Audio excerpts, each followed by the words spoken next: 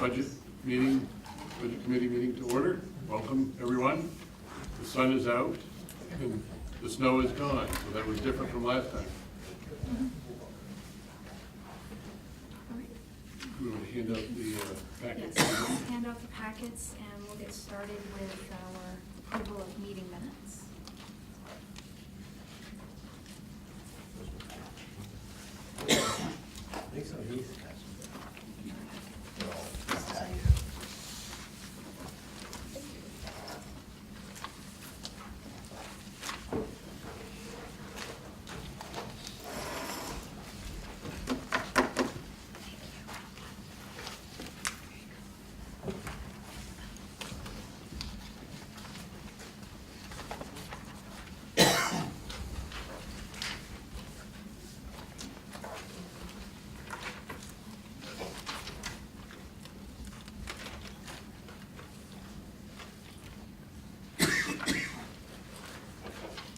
To recap for folks, the agenda for tonight's meeting is the approval of meeting minutes from the prior meetings, updates on any of the articles from prior meetings, which are articles 9, 10, 11, 4, 1, 2, 6, 7, 5, not necessarily in that order. Tonight we'll be talking about the remaining Article 8, and then other, which we probably could have, it's other than the articles, are basically the general preparation for next meeting's final wrap-up and presentation. So we'll want to talk about how we pull it all together and where we need to be for that meeting. So, And we'll also discuss recommendations for the reserve funds. that's right. That's correct. So I would be looking for a motion to approve the minutes of April 9th. So moved by Ellen, second by Heath. All in favor? You're abstaining, right? Abstaining. Got it.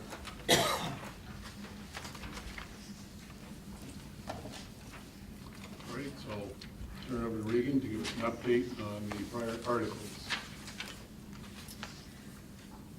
All right. If you can go ahead and look in your packets that you have, you'll see that there is an RSU 22 total FY20 proposed budget. And that reviews each of the articles, and I'm going to share some information about how we got to those amounts.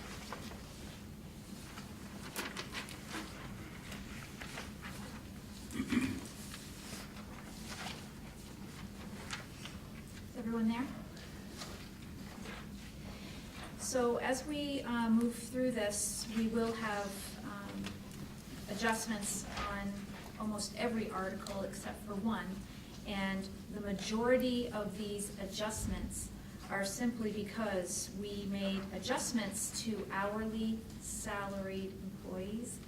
We have many employees, ed techs for instance, who work on an hourly basis, but we certainly project how many hours their total job package encompasses. And so we moved to a new budget development software module this year. So we had to go back through and make sure that it was counting all of the potential hours for those employees. So it resulted in adjustments in almost every category that had ed techs. So for Article 1, regular education, we do have a total increase of $459,297, as you see. In part, this increase is due to the fact that the Department of Education has just recently, in the past 2 weeks, informed us that we need to move our tech lease expenses into Article 1. Tech leases used to be in Article 5 under student and staff support. And this change is being made because the devices are being utilized by students every day for their literal education and instruction. So they want to have those expenses placed in an instructional article. We also made a correction here in Article 1 to dental insurance rates, and that is part of the adjustment that you're seeing today. Article 2, special education. we certainly did that adjusted hourly salary, and we added 2 positions. We had a couple of ed tech positions this year that didn't get filled, and that is in part because we couldn't find either people to take the positions, or we made a decision at a particular school to wait on that position this year, but we know going into next year we wanted to continue it all along, so we've put those ed tech positions there so that they'll be served. We also corrected dental insurance for teachers and ed techs in Article 2. Article 3 is the CTE article, Career and Technical Education. That funding no longer flows through the RSU, and we have been asked that we continue to carry this article. All school units are doing so this year, although it is 0. Article 4, Other Instruction, includes our extracurricular and athletic activities, along with some special areas like graduation expenses. In this, we also had to correct for hourly salaries, and we added in Article 4, if we were to have a team that would go on a global or national competition trip, we wanted to make sure we had those costs in the budget in case it happened and the board approved those, so that's where they are now sitting. Article 5, Student and Staff Support. There are many topics that are included in Article 5. You may remember nursing, we have guidance, library, our curriculum office, technology. We removed the technology leases from this article to put them in Article 1, so that's part of the adjustment that we're seeing here. But other than that, all we did was correct the hourly salaries and the dental insurance for Article 5. Article 6, System Administration. We also made adjustments here for folks who work in our offices. Article 7, School Administration. We also did the hourly adjustment. We had another effect where we had administrator health insurance that we adjusted. We do have cost shares between administrators and teacher spouses, and so we made the appropriate adjustments to those programs. Article 8, Transportation, we will discuss tonight. Article 9, Maintenance, had probably the most considerable adjustment on the page. In addition to the hourly salary adjustments, we added the turf principal and interest payments to this article. As we had discussed before, we had to talk with the state and determine where they would be best placed, and Article 9 is it. In Article 10, Debt Service, we have no adjustment to report. And then Article 11 is 0 for us, as our school nutrition program is self-sustaining. So our total proposed budget this year is coming in at $33,231,835.78. That is a $1,295,774.65 increase over last year. Percentage-wise? We're at 4.06% increase gross budget.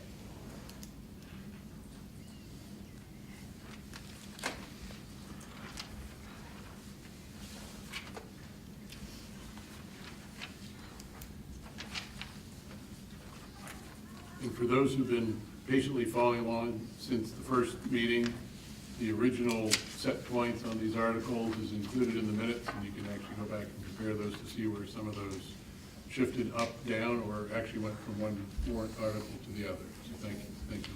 One last thing before we leave this page. You can see your far right column says the percentage of the total budget.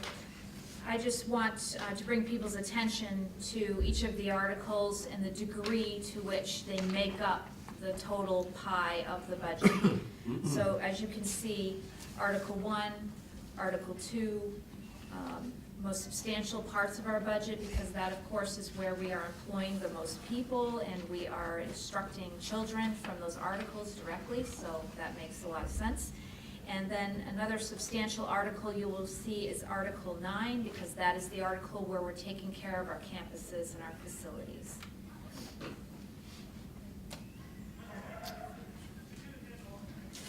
Any questions on those percentage pieces?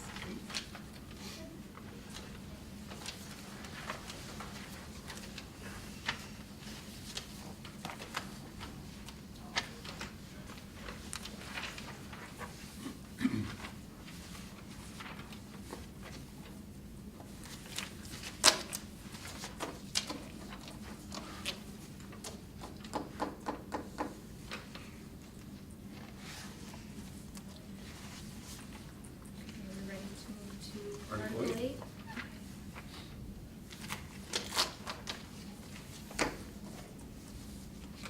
Let me get the TV part going for.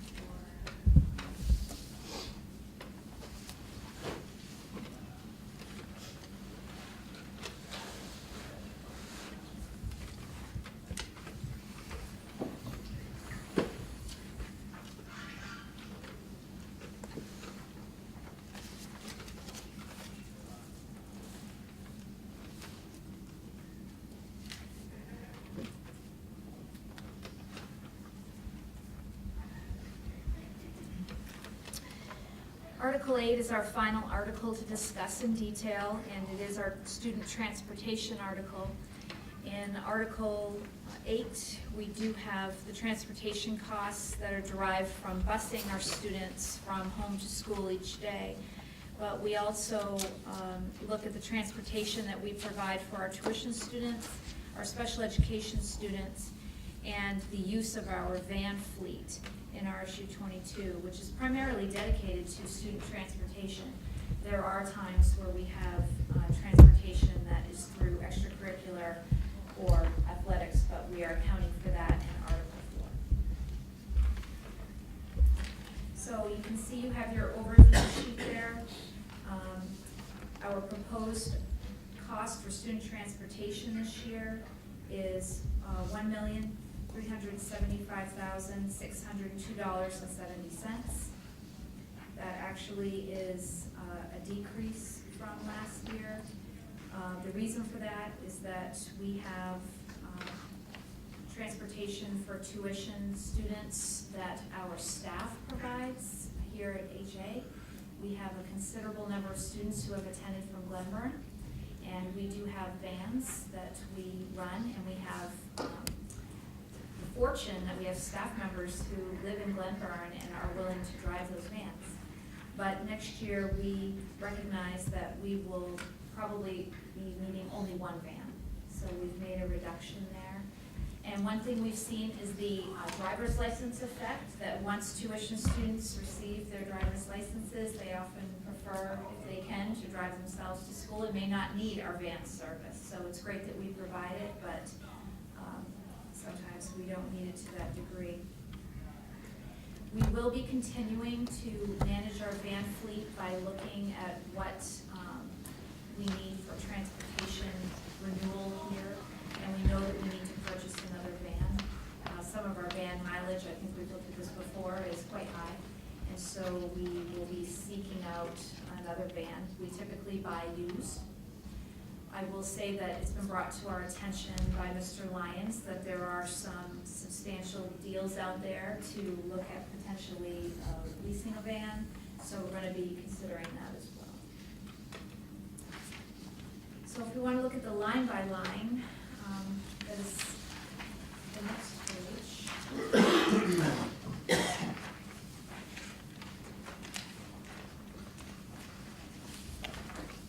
Our transportation salaries have been slightly reduced, and that's due to stipend reductions for folks who do carry our students.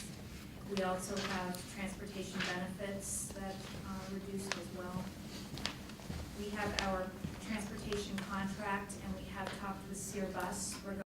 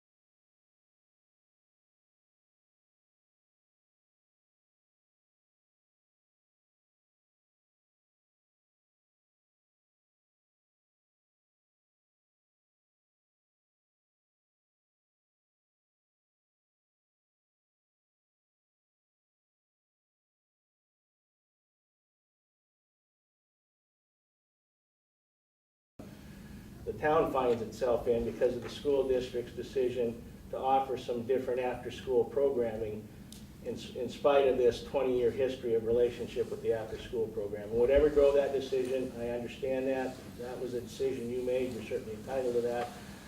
But it's created some challenges now that clearly have to be addressed. And from the sounds of it, it looks like the town may be in a position with having to come up with a budget then to transport those students. Well, Well, I would say that- we'll work with the town. And also, I want to invite you tomorrow night. Matter of fact, we're going to have a presentation to the Board of Directors tomorrow night on the Champions program that we're looking to institute in our elementary schools, commencing actually this summer at Smith School and the fall of the other schools, which I believe I will do personally. everything I can, but Chief Rogers is also retired. I understand, but we'll have it on YouTube for you. But my great sincerity with this, I believe, in my opinion, that in the next 2 or 3 years, this is going to be a very favorable attraction for our 3 elementary schools, for people moving into our district to see the opportunity to have your child at the expense of the parent and not the school district, by the way, to opt in to have your child to go to before or after school programming, which is really curriculum based and so on. What I have heard, it sounds like a very good program. Okay, all I absolutely agree with that. I think there's some other issues related to that, but I understand where you're coming from. I understand, thank you. What I'd like to offer to you is that in my conversation today with Hamden Rec, my goal for this meeting that we'll have next week is to talk about what all of the options could be. So what I would say to your last comment about perhaps the town needs to be finding transportation coverage, I'm thinking that there are other solutions here besides just straight transportation. So that's what I'd like to speak with them about. Well, there probably are, but her read on it is that the number of students there would exceed the capacity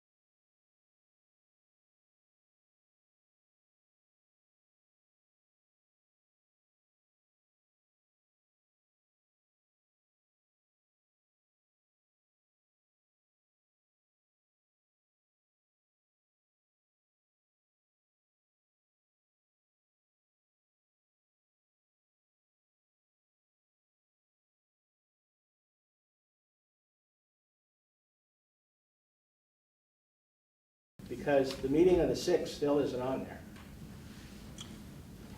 I just looked it up, and our last meeting, I cannot find posted to our website yet. On our Oh, website? you mean on, from No, this, it's not on our the last website? budget meeting that we held here on, I believe it was April 6th, I think it was a 9. Ninth. and okay. We just approved those minutes tonight, so they will be up So they will be tomorrow. up. Yeah. Okay, so how, if we can't, how would you expect to see these changes before minutes are approved, I guess is where my follow-on question. Oh, we have a district event calendar on the website where we load it with all of the upcoming meetings. That's a live calendar, so that's what I thought you were referring to. So Okay. that's where it will be posted. So this will be on the live. The calendar or everything in general? Well, what I was looking for was what had happened at the last meeting, and now it's obvious to me you would not have posted it because the minutes weren't approved. Right. Okay, now I get that, and so we should see that up there, but this is a change that could potentially impact who might want to show up. But if it's on a calendar, we would hope they would go there, yeah. And that'll be at the marquee by 2:02 as well as it Correct. typically is, and But we can put it on the website in bold in some way so that people it draws their attention to this. We can post it that way. Thank you. You're welcome. All right. So what I'd like to do now is turn our attention to our FY20 budget proposal worksheet that is in your packet. And this is our first reveal, I'll say, of a package of the total budget. And I would want to emphasize, this is not necessarily final. This is where we see ourselves today. And when we arrive next week, we could see the same number here. We're quite confident about this number, but we always depart and are reflective about what we've discussed. So let me start to walk you through. Before I do, any points you'd like to make? only that we'll probably want to pause when we talk about prior year balance and talk about the history of fund balance, because that drives that number. Sure.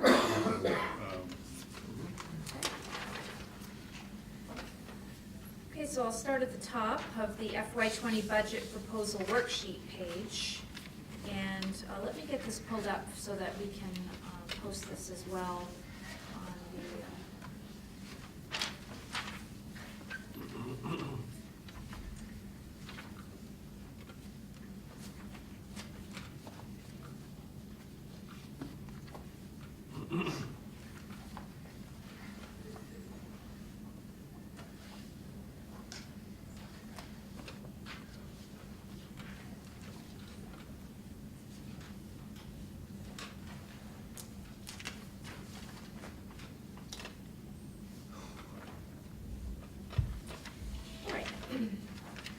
So our FY20 proposed budget at this time is $33,231,835.78. That is a 4.06% increase over last year's budget. As you see, as we move down through the revenues, we are expecting an increased state allocation, an increase of $766,361.84. Just to recap, the increase there certainly was around some of our targeted funds. We did enjoy a very nominal enrollment increase. We also received regionalization funds, which certainly helped us in this. So it's important to note that is certainly a benefit this year. Another thing, just to note importantly, is that has not been state enacted yet, so know that that's still a moving target. State agency client money are funds that we draw down through a billing process for students who attend RSU 22 but are wards of the state. And as you can see, we've recommended a reduction in the amount of revenue that we would expect from state agency client funding. The reason for that reduction is we certainly are reliant on the number of students who are attending, who are in the state agency system. But secondly, the billing process for pulling down this funding has become unwieldy. You bill in 15-minute increments, and I think the time that is targeted that you can actually get credit for is very specific, and so it's a challenge for us to meet this. Lynn, anything you'd want to add about that description? No, I think that's accurate, that also the students are, that are coming to us are already placed in other programs, not within our district, so that also has an effect on what we can draw from the state. This is a big, I mean, 2 years ago, we were quite a bit higher. This has decreased every year. Is that just due to participation is? That the state is looking at things differently, and it's more difficult to access those Okay. funds. We were 150 last year. I thought we were at 200 and.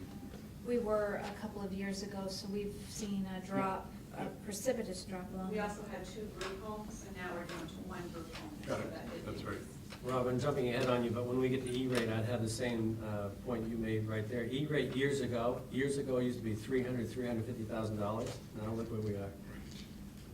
That's in jeopardy of being extinguished itself as well. So just, if I want to understand this correctly, so the state agency client funds, it's not just the reduction in students, but it's also the way the state is mandating Yes. reporting. Yes, that's correct. Yes. So it's both. Yes. Is there one more than the other? Are there approximately the same amount of students, maybe a few less, but the way the state, I do understand what you're talking about when you're saying that, because it is unwieldy. Is that more the problem, or is it that there are fewer students? I think I'll certainly Is it a defer little Lynn both, to Lynn? answer.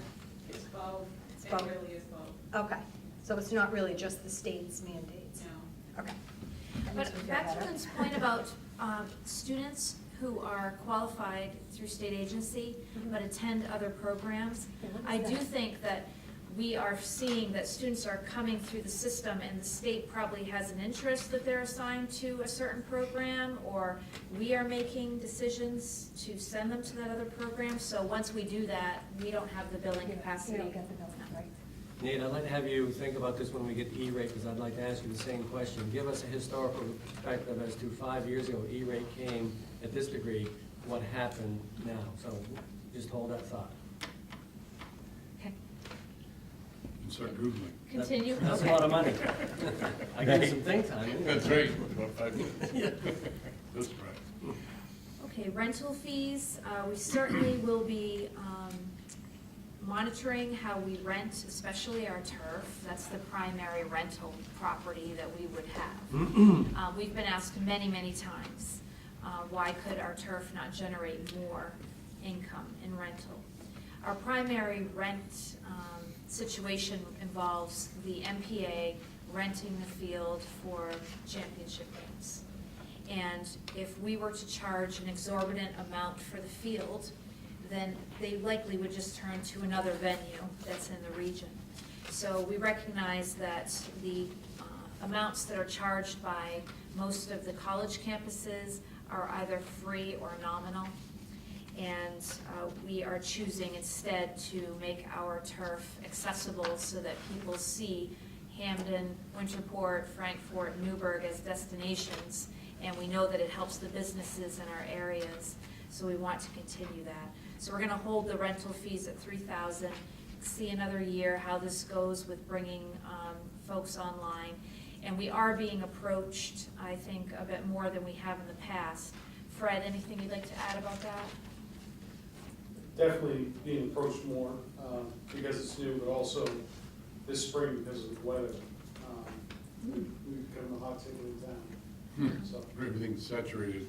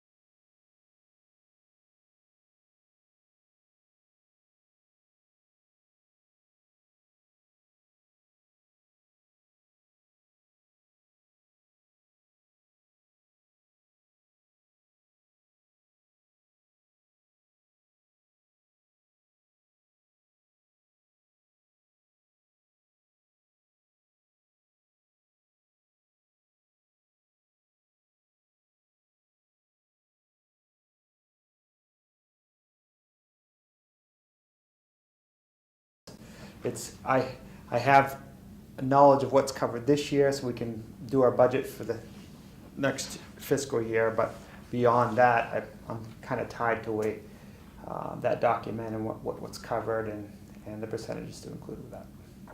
If that makes any sense at all. And the reimbursement rates have declined Yes. over the past Yes. Yep. 5 years considerably.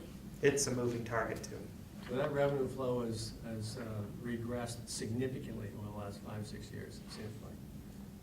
Rob, you're the expert on this. You might want to also whet people's appetite with Chapter 1, how that used to work. My fear is, this is my pessimism, that may come back. Remember when they take that off the state subsidy? So in other words, what happens when we receive Chapter 1 money, Title I money, things like that, I'm going to make the number up, let's say it's $300,000. In the past, they've taken the $300,000 off your state subsidy. They no longer do that, but there is conversation to bring that back into the fold. So just keep aware that we need to pay attention to that, similar to E-rate, similar to SAC that we talked about before. In other words, the point is the revenue flow we've had in the past with some sense of pessimism, we need to watch it carefully because it may not be there in the future. And this year, the Title I is truly supplemental. Yes. It's outside of this budget process that covers those folks. Right. In years prior, our local, or our state funding would have been backed off. That's correct. It's been in the neighborhood of 400,000. Yeah, yes. That's So it's a lot of big money. item to move in and out of a budget every other 3-4 years. So watch that as you work with our legislators the next 2 or 3 years to see what the position of that money may be. We don't want to get back to what we once had, we want to stay where we currently are.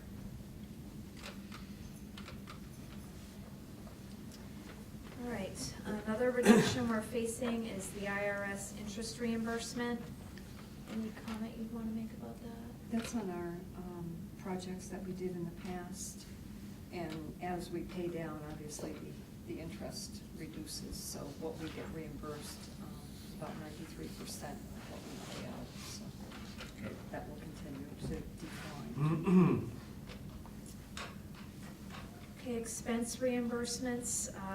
We partner with the town of Newburgh for use of the Newburgh School, and they do pay us back for some of the billing that we do for different services. We also have virtual high school classes. We had certain seats in those classes that we would sell to other school districts. And then we also have fuel reimbursements. So we're projecting about $33,000 in reimbursement, which is a reduction, and that is primarily due to the virtual high school seats. They are not as popular of a commodity any longer as they used to be. Bill, any idea about that? Yeah, I think a lot of districts, we act as kind of the agent, sell them out in a lot of schools. It becomes one of the things they cut when they look at, we really want to spend that amount on those seats, or we look at what programming we offer here. And there are other ways, because of the rise of other programming that's much cheaper, and meets more of a need of a credit recovery rather than a first swipe at a class at something different. So I think that's what we've seen over the last 2 years anyway, is that drop in interest of using those classes at a significantly higher rate than others. Did the virtual charter efforts change? Because I know a lot of those now are tied into the universities or community colleges or some other national vendors. Is that also taking away from some of that? I would say your Maine Connections Academy, which is your premier online school here in Maine, doesn't serve our high school students, but would serve students who want to transfer out, but it's such a wait list for anyone to get on it. I wouldn't say that's been a real contributor for us. Got it, thank you. I will say that students have more opportunity to take college early access programming, so they don't have to turn to virtual high school as the only game in town. Mhm. So that makes sense. The other point I'd like to make, you people that know me well, I look at budget development 1 to 5 years down the road. So I want to remind you of the Newburgh situation that you're going to be discussing in the next couple of years as to what does that mean in your budget with respect to the revenue flow and all the various parts of the budget development. So just keep that first and foremost in your mind, that Newburgh in the next 12 to 18 months you'll be discussing what options you might want to exercise at that juncture that will have an impact on your budget. All right, we do bring in revenue from our Coca-Cola contract and also MSMA for reimbursing. Yes. Yeah, we're part of the pool, so when they have more money earned on the pool amount, then they give us a refund for that. I don't know if it would fit under here, but I understand the contract that we have with Champions is going to see a 10% That's correct, revenue yeah. line That's from their correct. profits. That's correct, right. So that's another part that we'll have to look in the budget in FY '21. Okay, that won't be for this year, No, though. no. We won't see that this No, year. that's correct. That's a good point. That's a good reminder. 10% is what we're looking at as a flow of money coming back into support of budget, yes. Okay, main care is another line that is similar to the state agency client. So qualified students, we can bill for their services provided that are have a relationship to medical needs and services. And we are, once again, up against a situation of having a reduction, and this is primarily due to billing. Lynn, do you want to speak to that again? We're currently only billing for OT and PT services, and so, there's not a lot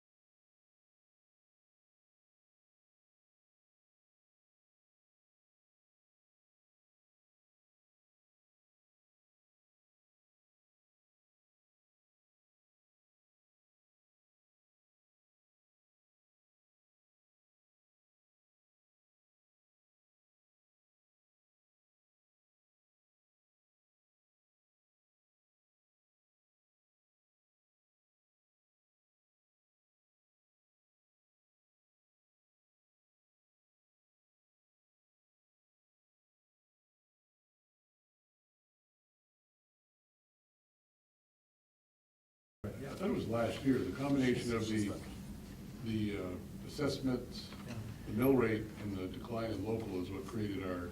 Mrs. Moore, 10% out of the the box. public pre-K, that was last year, was it not? Or the year before? It was not this year, but the year before. So the 60,000 was the year before, right? Yeah.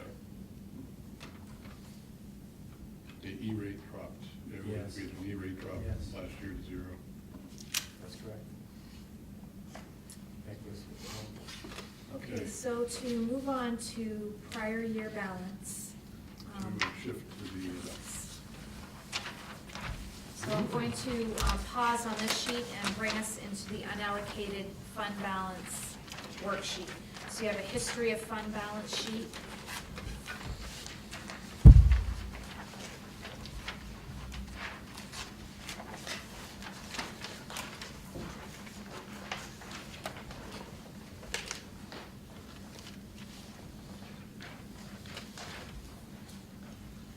Wait.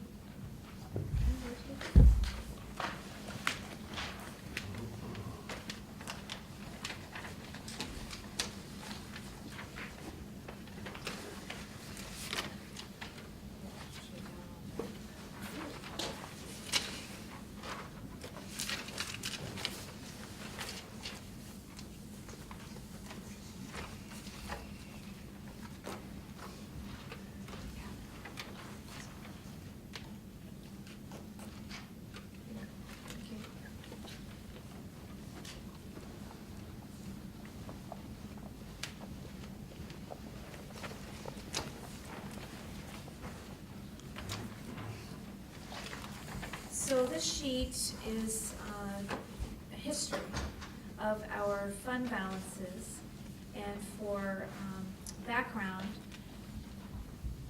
fund balance is the amount of carryover that your district has that is not dedicated toward your specific budget. And we right now have had an audit that occurred for the year ending June 30th, 2018. And if you look down at the bottom box, you'll see that the audit as of June 30th, 18 had a fund balance of $1,837,208.87. July 1st, we started the current budget year, FY19, and we had decided that we would dedicate $440,000 to help pay down local assessments. And then we also decided, and the voters approved, that we would move $275,000 from that undesignated fund balance to cover capital reserve needs. So after those transfers, the fund balance is at $1,122,208.87. In the state of Maine, it's required that your fund balance not exceed 3% of your most recently approved budget. And so it is the case that in RSU 22, we are about 0.5% over the 3%. So we will need to make decisions about a plan that can be over 3 years to expend that extra 0.5%. what was our 18 budget, just for reference, to do that calculation? We have that. It's $31,936.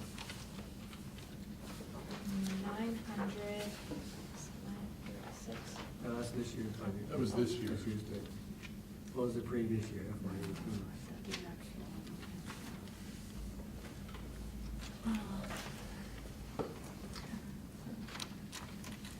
Hold on, one of these. Oh, I thought he had. I don't know if we looked back that far in our recap of the first meeting. I thought I'd seen it. 30 million. That's not so loud, yeah. So loud.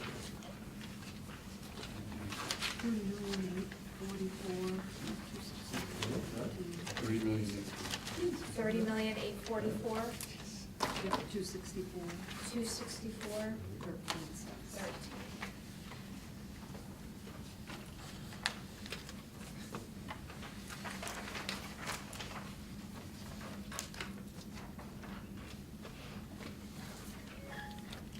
that the adjusted?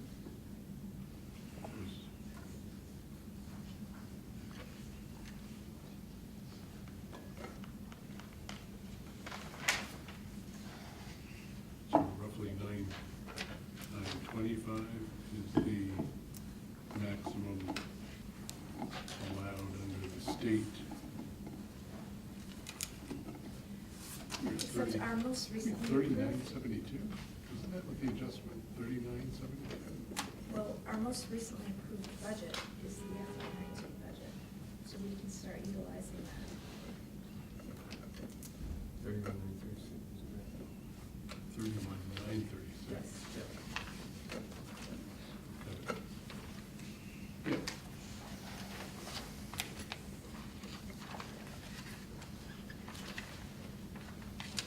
So just to move us forward as he's calculating that, the decision that we're faced with today in forwarding our budget recommendation is what degree of use of this undesignated fund balance shall we move forward in this year's budget. In considering a couple of things that we also need to discuss, including the capital reserve recommendation from our building committee, and permission that we have been granted from the state regarding potentially starting a new reserve fund to help with the costs that we will incur from the required accounting software update that we do in the next 2 years. We certainly feel that we have a fund balance that is healthy, yet we can continue to make a considerable dedication to our budget. So we are over currently by 164,126, roughly, if my math is correct, based on 31,936 at 3%, would result in a maximum carryover 958. Compared to the 1.122, that's 164,000 over. And then we have to look at what we anticipate unused from this year to Your figure is 3% from 2018. 19.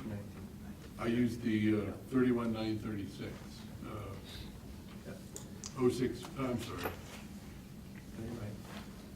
Yes. You're right. 31,936, 061 was the prior, the last approved budget, which was last year. Yeah. So that would be 958. So the easy result. So that's our baseline, that's the maximum unallocated fund carryover. Yeah. So you take 164, put in your capital reserve, and you have a 3%. Well, then we also have to look at the unspent from this year, because we can't. That's right, that's right. That's that issue of timing of when you're add, because we still have to look at the local pay down and the capital transfer. That's next year, right? Well, it is, but it's part of our, that's always our, But that's if why you go back we to were, zero- we were actually pretty close. We were off by $164,000 from what we did for the very same projection last year when we did the 440 pay down of the 275. Whatever we have left over on July 1st, we don't have to worry about till next year's budget to spend it then. But what we have to worry about is that we have some left over. Correct. There you go. That's what I'm saying. He's wondering how much is going to be left over, do we have to account for it? Well, no, No, not you until don't. next year. Right, so what we typically do though, when we look at this, when we look at what we allocate for capital reserve and that, is we actually have plugged those numbers in. We've attempted to plug those numbers in for instance, last year we had 123,000 more, and we had unspent 700 for a total of 829. But at the time we were talking, we were looking at moving the 440 and the 150, and we didn't know what that end of year expenditure under budget was.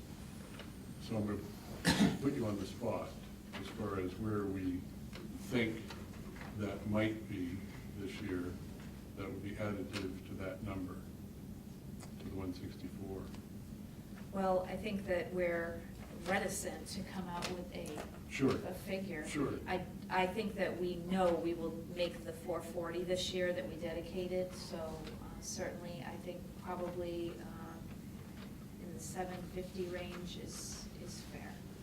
So that would be, 750 would include the 164?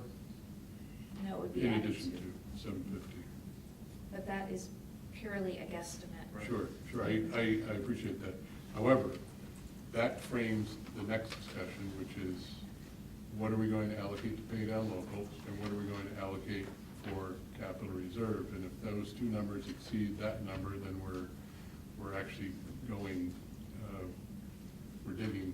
we're cutting deeper than we have in the past as far as making sure we have what effectively is less than a 1.5%. I wouldn't call it contingency, it's just a budget fluctuation on 11 warrant articles. So that being said, that $60,000 increase that we have penciled in here to this, that was, we haven't talked about that yet, right? That would come from the 164. Correct. That's correct. So, That's correct. and. Right, that's a plug number. That's correct. And so if it wasn't in there, Right, if it wasn't in there, it, do you have that sheet live? Because this is important. Last year, before we discuss where a budget would go before paying it, I think our local impact was, or the gross budget, let me back up. The local impact, before we even looked at budget, was close to 6.2% due to the valuation, or the assessments, the mill rate, and how the ED 279 went together. This year, it's different. In fact, there was quite a bit more of an increase, or there was an increase this year from state allocation. The mill rate was not a jump like it was last year. So we're actually in a much lower gross increase, or a much lower increase to local, irrespective of what we do for budget. So that's actually a good thing. We should end up in a much better place than we were last year, where we're at, and it looks like we are. so I have the screen projected with a worksheet. It's Hard to see. hard to see. So I will just call out what the effect is. So if we put 0 in the prior year balance column going into this year, we would have a local net increase of 8.52.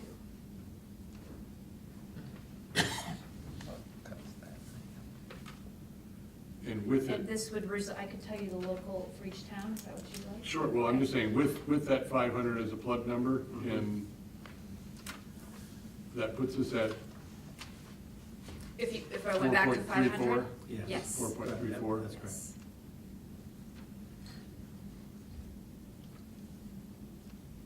And that's actually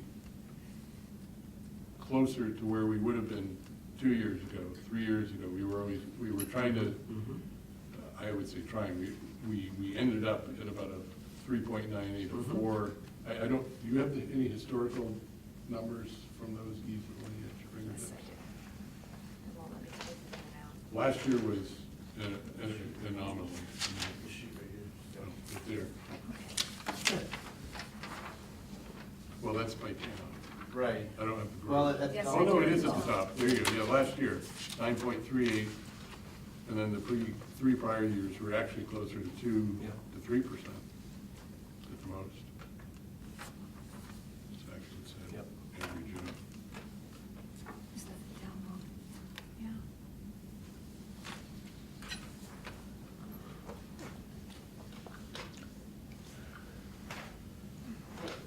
While you're looking at that, I'd like to thank Mrs. Sear. She gives me the answer to my John Bapt's tuition this year is $9,950. So $9,950. So I was a couple thousand, if you're interested.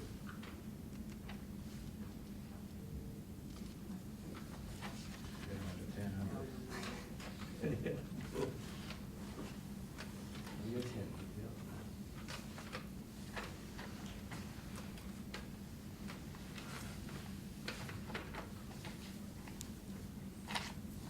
It's, I mean, I'm just looking quickly, the 3-year average for local increases has been about 4.57, 4.6%.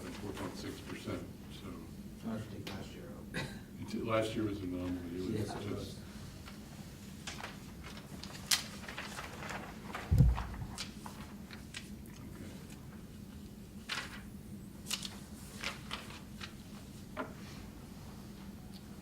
So then we also had a recommendation, again, in light of holding this as a plug number of the 500 against the roughly 900, we have a recommendation from the building committee for capital transfer, was it 275? 275.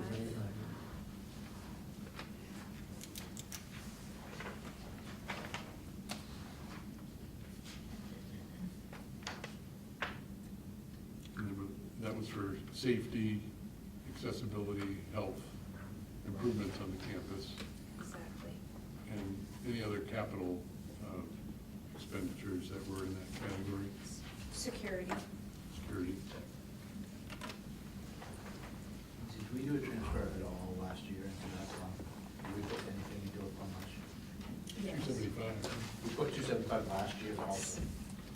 Do we have, And the electrical upgrade alone that we're looking at on the Hamden campus 400. would be over $400,000. So our capital reserve is sitting at about $358,000, plus the, Al, what was the number for next year capital? 600 and, or was it higher than 658. right? 658.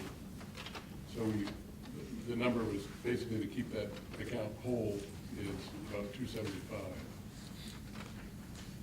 Actually, it might have been 250, but I think there was that unknown on the final number on the electrical.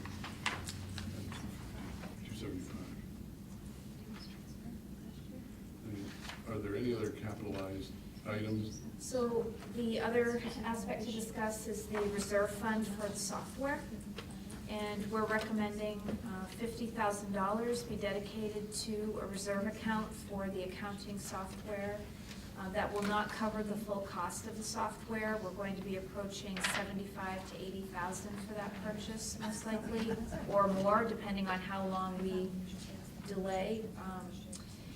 And we would like to be able to make a reserve assessment for 2 years so that we could cover the full cost of that. So that would total 825, if my math is correct, that, I mean, again, we're looking at a plug number, which may or may not be realized. I think that'll put us in about the same place we were last year, which is not really knowing exactly how the year will end out. And historically, we've been anywhere from 100 to, well, the last 2 years within $100,000 to 200,000 from being right.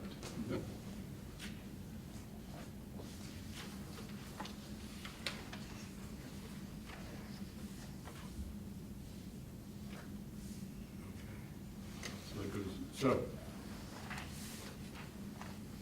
are folks clear on the fund? Well, this is the most complicated thing of all, because it's a rolling target for which partly it's relying on numbers that won't be in until the budget has already been passed and expended. Right, and- But we've done it now, actually, I would say 3 years ago, it was terrifying, after having watched the pattern of how it works and where we've ended up. This doesn't, I mean, I would have been adverse to going to more than 440 local, because we've had 440 for the past several years. But the 500, based on where we're at and where we're likely to be, seems to be consistent with where we will end up, where we don't want to be too far over next year. We can't take more than we expend, and it seems absolutely appropriate to pay down local share at the rate of 500, which would drop that back down to the 4.3% local. I want to express my opinion here, though. Again, we have a good problem to solve. You never want to be in a situation where that number you look at is in the red, and you have to figure out where you're going to make up your deficit. We're trying to figure out how do you contain the 3%. That's a very good position to be in. That's my train of thought. Because I've been on the other end of the continuum, and you don't want to be there. Well, you don't have to go back that far on this list to see we were in the negative. There you go. Yeah, we're back at FY11, yeah. That's right, Rob. At least Red we numbers. were close, yeah, we That's- were. Yes. Now, I don't mean to joke about it, but my point is that we have a good situation to be able to be confronted with. Particularly where we've flipped over the past 3 or 4 years now to expenditure base, where it's not just a budget carryover. This is looking at not only what was expended, but also making sure it's coded properly. So Yes. a lot of what we saw for shifts this year weren't necessarily increases or decreases, they were just moving from one article to the other based on the coding. That's right. So am I seeing another 60,000, well, so are we within 100,000 here from that 164? Within the 3%, is that what we're looking at right now? We're still looking like we're like 100,000 over within, coming into the 3%? We're 164,000 over the 3%, plus we will be, next year theoretically, will be another 750 on top of that, would be 900 over that 3%. So as we've done in the last 2 or 3 years, we've been paying down local or capital reserve, those are the choices. And with the capital projects, it doesn't make sense to put them into the warrant articles because these are one-time expenses that have a life. They're not an annual budget item. So I think we've done a good job of pulling, in the past, what used to be an annual, for instance, capital budget, that would do, in my mind, what were capital improvements. They weren't just repairs. They were doing a lot of other things that we've had a pretty clear track record on now for the past 4 or 5 years of where it comes. Plus, without knowing what happens with revolving loan funds that could pay for some of those, again, that capital, if we were to be, these are funds that are set aside in capital, approved by the voters, specifically for those projects, not just in the general fund either. Remember, they were allocated last year for specific types of projects or specific named projects, and for those that didn't happen, we rolled them over, and some of those will happen this year in addition to the ones that have come back onto the list, so. Right, but I think my question, and it's truly a question because I'm trying to wrap my mind around it, is, so we were at the 164, 126. 60 of it went in to increase our fund balance to 500,000. Correct. So are we still looking at 100,000 or $104,000 there that we could potentially use in a reserve fund or put towards our? And that's, or capital, and that's where we're putting the 275. So that, the 275 is gonna encompass that. And there will be more than that, but there's also Carryover. carryover that will, or Anticipated. Anticipated unallocated from this year. This Okay, is the- so that's gonna go. This is the question that always came, I think, in the past of, well, you're not counting for this year. Well, we really are, because we're at 825,000 of Right. paying down local or capital, which exceeds the 164 rollover. Right. So, but it's a number we can't know until after the budget's approved. That's good. Okay.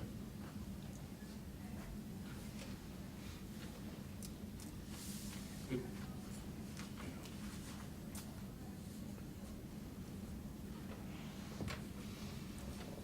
I mean, we actually hit, or we targeted the 3% max last year, and if we were basically off by 164,000, if I'm correct. That's a pretty, Yes. pretty, Yeah, pretty everything stayed the accurate same budget for next year. We'll be realization right at on. the end of the year. That's not a buffer, that's not a contingency by the account.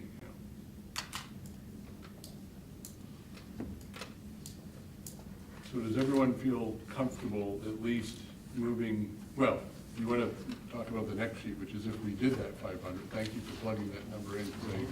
I know when we were last time, we were at least carrying the 440. What does that do for the local share? Yep. Right, each town?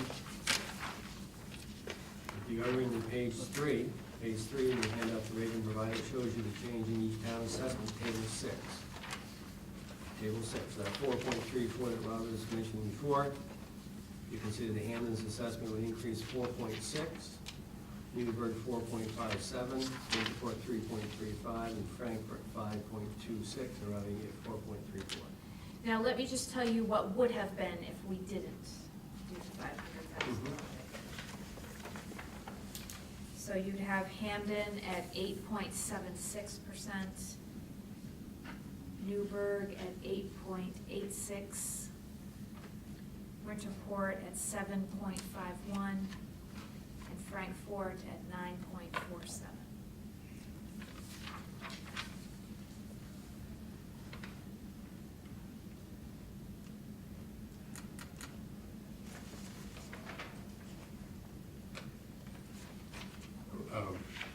we still, I know that it was last year, the year prior, that it changes obviously the overall budget. Is it 1% for every 150 or 135,000? 130. So for every 135,000 that we pay down unallocated fund, it changes that growth, the overall local by 1%. So I remember having that conversation 2 years ago when we weren't sure what was happening with ED 279. If we received extra for every 135, we actually had a resolution, I think, to commit to put and pay down that local if the state paid more, which ultimately they did. So basically, that $60,000 would have changed it from 4.34 to about 5. I can Yep. actually tell you. Yep. Yeah. He's 60, yeah, you're right, about 4.9. Yeah. About 0.5%. So Hamden would have been 5.1, Newburgh 5.08, Winterport at 3.85, and Frankfort at 5.77. And the total would be what rating? 4.84. 4.84.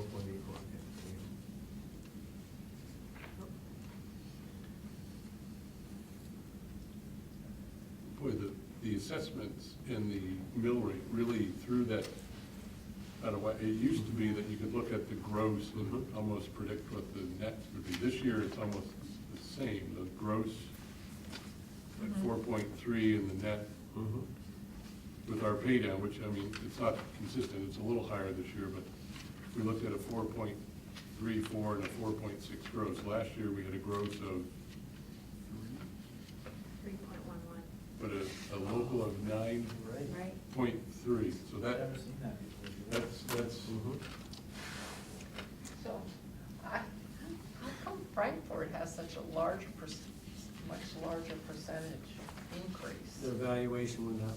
the assessment, Went up. and the valuation which drives the Valuation. assessment. Yeah. If you look at valuation on table 2, I think it is, 2-year, table 2 gives you your valuation increases. Frankfurt went 0.20. Went up almost 2 million in state valuation. Yeah.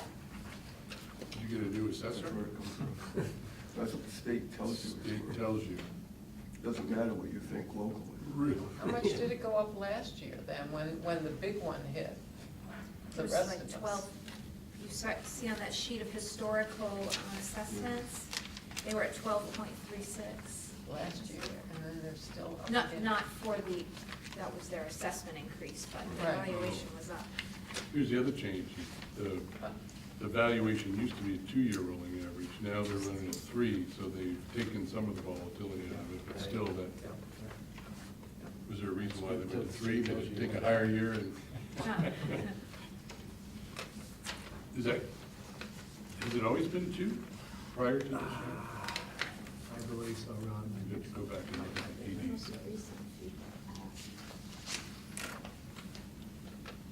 See, the same thing happened in enrollment. Remember, enrollment used to be the average October 1 and April 1, now it's just October 1. So that's how the state can, I'll use the word manipulate the funding mechanism by the Title I reduction, mill rates, valuation, averaging 2 years, 3 years, if you will. And I'd point out to Mary Ann, so like Frankfurt went from 83.7 to 85. What table are you looking at? On the Table 2. Table 2. Thank you. Yeah. But Newburgh also went up about 2 million. Right. But the reason their local share doesn't go up is because 2 million of 103 is a lower percentage than 2 million of 85. Got it, okay, yeah. Good point, Al. And Pupil count could change. population also, Yeah. student The count. student count only Student changed count. by a half. That's right. Student count didn't change, it's all in the state valuation. State valuation, pupil count, are your guiding principles. Okay, here we go. So, and that pupil count in the value, table 3, actually table 1, which is pupil count, and table 4, which is after the cost sharing formula, it shows you that the 80-20 rule, things are fairly in alignment. You know, we've had that one come up. Yeah. A number of, And over 10 years, it seems like it always, Mhm. it basically makes sense. good point.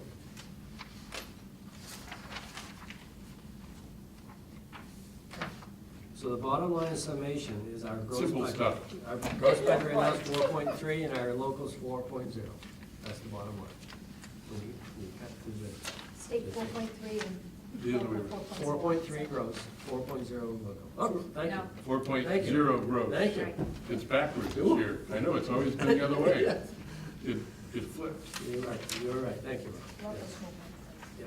And that's one of the things that we should know when we were looking at something like 16 and 17, when we were looking at, you know, a 2.8% or a 1.93% increase. Mhm. Our total increase was still 6 or 7 or 8. Exactly. But our local was low.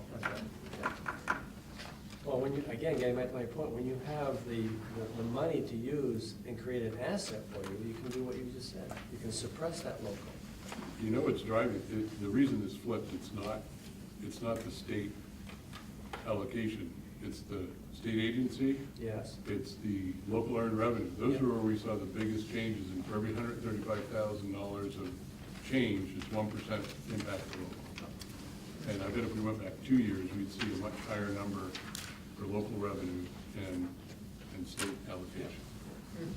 It's significantly higher.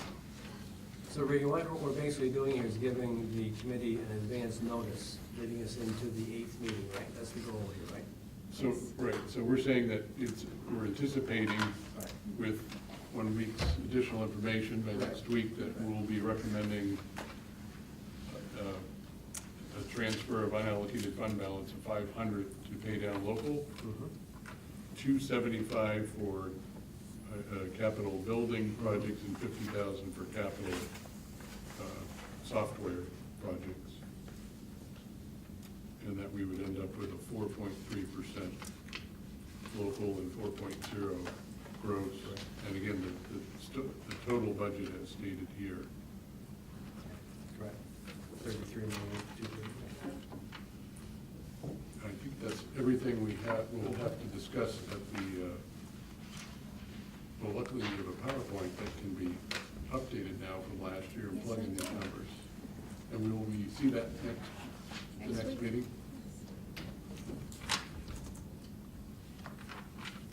So I would like to say that I have had town managers reach out to me, certainly hopeful that they can get any nugget of information. And so with your blessing, I would like to pass this on, that this is our first blush, and give them that courtesy so they can start working, and let them know that it won't be finalized until next week, but I think that'd be helpful. Is there any reason, Getting back to your point earlier, we're gonna post this as a working draft on the website, so Yes. people will have that first blush indication. Yes.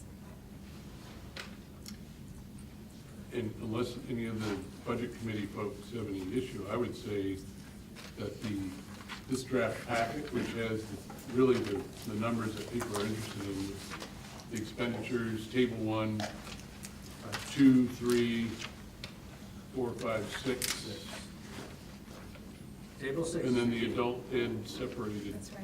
Those Would be valuable. would be the most important thing to get in their hands tomorrow. I think Winterport is meeting tonight, actually. Or and so tonight- they would appreciate tonight my would be passing good. this along. So Alan, you have Frankfurt, Heath, you have Newburgh. And Jane, you have Hampton, and Mary Ann, you have.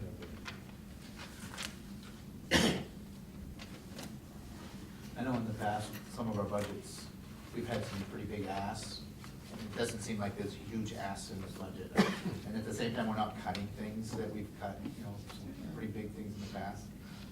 I really don't see anywhere we could go with it, really. I mean, Those are good points. The other thing I would add in there, this also absorbs both collective bargaining contracts that you have consummated for another year.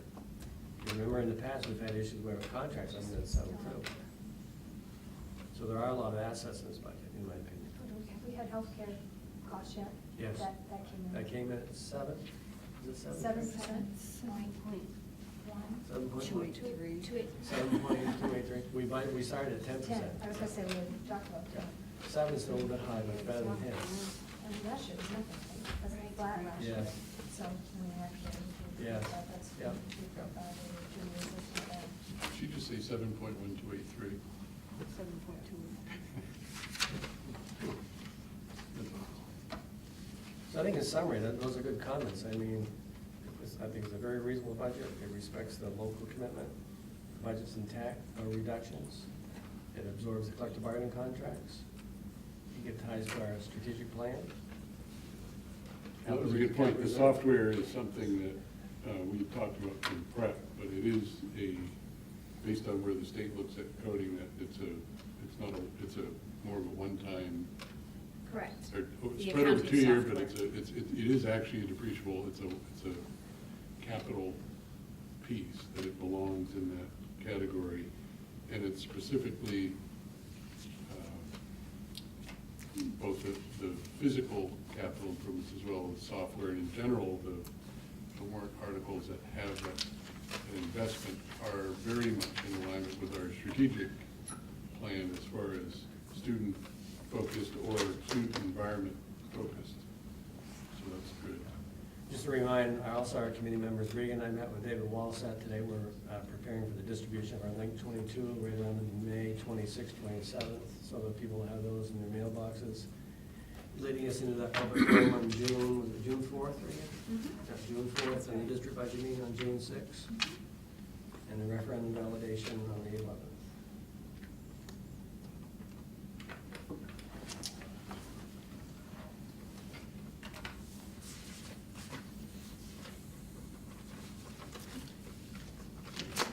All right. Hey, Rob. Okay, so our next meeting, just to clarify, Wednesday, May 8th, 4 to 6. 4 to 6, right here. Just a closing comment. I'd like to thank the committee for the effort they put into this. This is certainly not an easy process, and I know you struggle with it, and some of us are always the naysayers, but I want you to know that I really appreciate the work you're putting in there. And Superintendent Lyons, I really appreciate the heads up you give the committee in things they need to think about moving forward. I think the more they know going forward is important. I think the one thing I would add to what you have already alluded to, and we've all seen it in the paper, is the proposed new jail that Penobscot County may be facing. And if in fact that comes to fruition, that on top of everything else is going to be really a significant impact to the residents in the area, and we just need to be sensitive to that moving forward. We don't know where that's going to come, but you know, the price figures that they're throwing out there, and obviously it goes to a bond issue, but all that taken together, I think, is just something you need to be sensitive to, because it could be as soon as next year based on the paper. I appreciate that comment sincerely, because in my career, budget development has to be beyond here. You need to be thinking 2 or 3 years down the road, because all of a sudden those things begin to circulate, and you need to plan for them accordingly, well in advance, not be shocked by, oh, I didn't realize this mentality. Thank you. Thank you. Thank you. You adjourn? Yes, thank you. Meeting is adjourned.